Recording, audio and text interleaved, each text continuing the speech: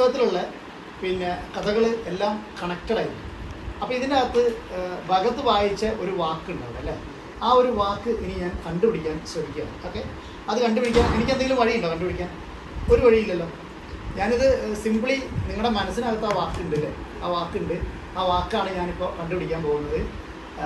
അപ്പോൾ എനിക്ക് കൈ ഒന്ന് തരാം ജസ്റ്റ്, എന്നിട്ട് എൻ്റെ കണ്ണിലേക്ക് ശരിക്കും ശ്രദ്ധിച്ച് നോക്കാം. ഓക്കെ, എന്നിട്ട് ആ വാക്ക് മനസ്സിലിങ്ങനെ പറഞ്ഞുകൊണ്ടിരിക്കും. അത് ഒരു ശരിക്കും അത് പറഞ്ഞുകൊണ്ടിരിക്കുക, എനിക്ക് ചുണ്ടിലൊന്നും വരരുത്, അത് പറഞ്ഞുകൊണ്ടിരിക്കുക, എനിക്ക് സൂചന ഒന്നും തരരുത്. ഓക്കെ, അത് മാത്രം ആലോചിക്കുക. ആ വാക്ക് ഇവിടെ എൻ്റെ മുന്നിലൊരു ഒരു ഒരു സ്ക്രീനുണ്ട്, ആ സ്ക്രീനിൽ ആ വാക്ക് ഇങ്ങനെ കാണുന്നുണ്ടെന്ന് വിചാരിക്കാം അല്ലേ. നിങ്ങൾ അത് 2 വാക്കുണ്ടെന്ന് സംശയം, 2 വാക്കുണ്ട്, അത് 2 വാക്കുണ്ട് അല്ലേ. ഓക്കെ, ഞാനത് പറയാൻ ശ്രമിക്കുകയാണ്.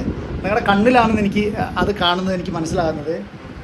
അതിൻ്റെ 2 വാക്കാണ് എനിക്ക് തോന്നുന്നത്. അത് ഒരു വാക്ക് ചെറുതും മറ്റൊരു വാക്ക് കുറച്ച് വലുതുമാണ്, അങ്ങനെയാണെന്ന് തോന്നുന്നു. അപ്പോൾ ഇനി ഞാനത് ശ്രദ്ധിക്കാൻ, അതൊന്ന് ജസ്റ്റ് ഒന്ന് കണ്ണടയ്ക്കുമോ, ജസ്റ്റ് ഒന്ന് കണ്ണടച്ചിട്ട് അത് മാത്രം മനസ്സിൽ ഇങ്ങനെ ഓർക്കുക.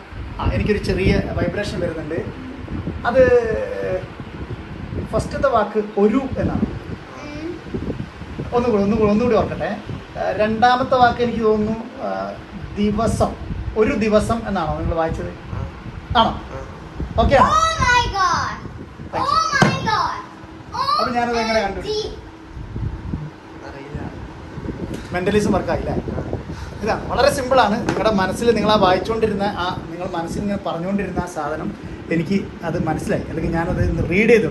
ഇതാണ് mentalism. Okay, Bhagat, thank you.